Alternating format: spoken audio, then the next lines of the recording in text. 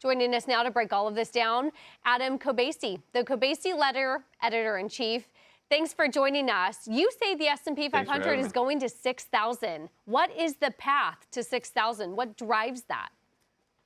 Yeah, so we've been bullish of the S&P for 12 months now, 11 months, and basically just been raising our target month after month. And now we're starting to call for 6,000 because this market has an incredible amount of technical momentum. Basically, every single dip has been bought this year.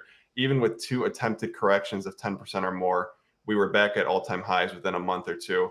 And now the rally started broadening out over the last few weeks. You saw bank stocks start to rally. You saw other sectors that were kind of lagging behind take the lead. And now you're seeing a rotation back into these AI names. Nvidia, for example, hitting a new all-time high today.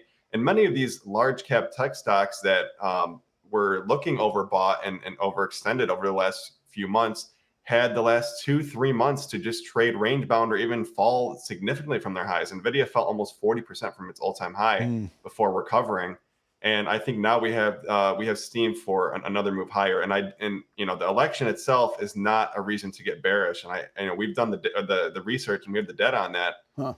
Elections are actually bullish for stock markets historically speaking. So and that's the thing. We're still bullish here. If I can interject, because we're watching a Dow today that's going to have a second straight day of a record close. Any gain today will be a record for the Dow. But I'm thinking to myself, you're talking about technicals, algorithms, how people view this market, how they're looking at growth. It only says one thing to me, ultimately, which is that the market is forecasting a Donald Trump presidency where regulation will be rolled back, where corporate tax rates will come down, and businesses can flourish. Do you agree with that view?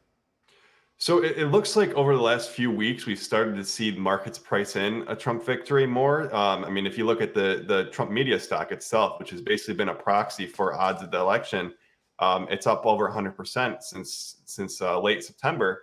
And, and another important fact here, and I want to go back to this, is that election years are historically bullish. Actually, 83% of election years dating back to the 1920s have ended with a positive return for the S&P 500 with an average annual return during an election year of 11.2%. So that's actually outperforming the average year just all throughout history, which is just under 10. And to your point, markets do favor a Republican winning on average. If a Republican does win the election, you see around a 15% rally in the S&P versus around 7 to 8% if a Democrat wins. Yeah. But regardless, I don't see this election as a reason to turn bearish, and I think it's actually a pretty big myth that we've debunked through our research and through our posts online.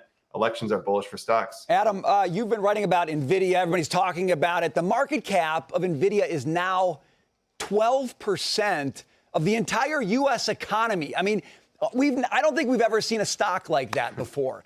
Does that not make you a little nervous? It's really incredible. If you look at even Cisco in the .com bubble, it was maxed out at around 5.5 to 6% of U.S. GDP, the market cap of Cisco. And these statistics, they always at first glance they're mind-boggling, they're concerning.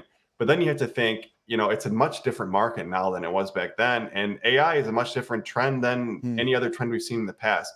So I think right now, that's not to say that we couldn't be in a bubble at one point or that valuations can't get overextended.